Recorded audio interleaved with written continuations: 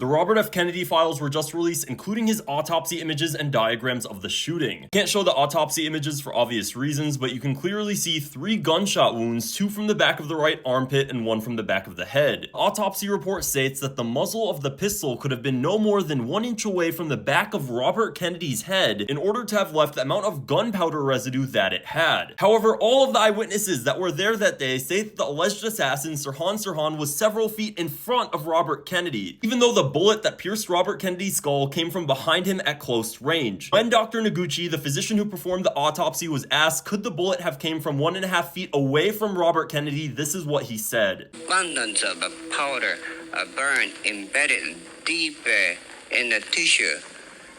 It is scientifically highly unlikely. On top of this, the pistol that was used by the alleged assassin Sirhan Sirhan could only hold 8 bullets. However, at least 13 shots were fired, multiple hitting door frames, and ballistic testing was never able to match the bullet that pierced Robert Kennedy's skull to Sirhan's revolver. Paul Schrade, one of the victims that day that took a bullet to the head and survived, doesn't believe that Sirhan Sirhan shot Robert Kennedy and spent his entire life looking for the second gunman.